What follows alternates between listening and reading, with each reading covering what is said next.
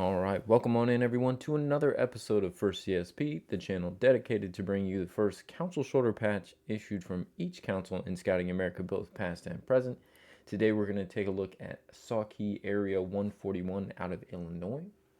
This council was originally formed in 1935 as a name change from Quincy Area 141 and lasted up until 1993 when it merged with Southeast Iowa to form Mississippi Valley 141. In the more recent collecting guides, they have consolidated uh, previous CSP variations to just the S1. So there is one CSP issue for this council, although in older collecting guides, they did previously break that into an S1A and S1B. We actually have several examples to take a look at here. So let's head on over to the patch table. And here we have the S1A with its white border, red background, dark yellow fleur-de-lis, thin black letters, bright dark yellow behind the Thunderbird here on the right. So that does end up being the distinctive factor between what was classified as an S1A and an S1B. The S1As have bright dark yellow behind the Thunderbird, and the S1Bs have dull dark yellow behind the Thunderbird. It's a very slight variation, but you will see it. We'll take a look at the differences. So this is the S1A. It does have a plastic back. And what we actually have to take a look at here today in comparison is two different versions of the S1B. So this is the next version of the S1B. You will see that both of the S1Bs we take a look at today, we have two different production runs on the S1B. Both appear to have updated stitching style when compared with the S1 here at the top. So when you're looking, you get slight tighter stitching along the background, certainly on the border. This border and the other S1B we're going to take a look at almost look a little pink through the white. I don't know if this red wrapped around the corner and this white over red is coming off as pink. This looks very stark white, kind of alabaster, shiny white for the border on the S1A by comparison.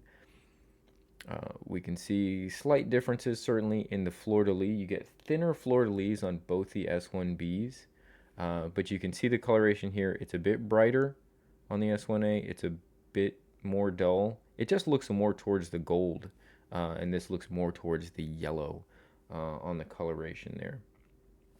Taking a look at the back looks fairly similar here to what was the S1A as far as the time frame for the production. We're going to see the additional S1B that we'll put on the screen here in a moment. Looks like a much newer patch and probably was the last production run potentially before the council ended up merging.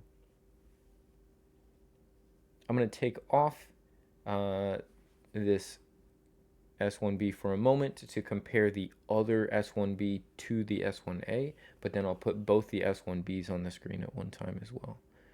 So here, this to me, when you look at comparatively, the stitching is the most up-to-date, the more recent of which would have been produced. Again, you get a pretty thin fleur-de-lis by comparison, and again, this still looks to be more dull than the yellow behind the Thunderbird here. You'll definitely know you have this S1B because it's a much more updated plastic back and obviously has the white hue all along the back, which looks much different than the other production runs. Both of these S1Bs also look to be slightly larger than the S1A was. Again, all of these would now just be classified as S1 in the more recent collecting guides. So here's the two different S1Bs compared to one another. The more modern stitching style of this latest S1B is also the largest of the CSPs for sure.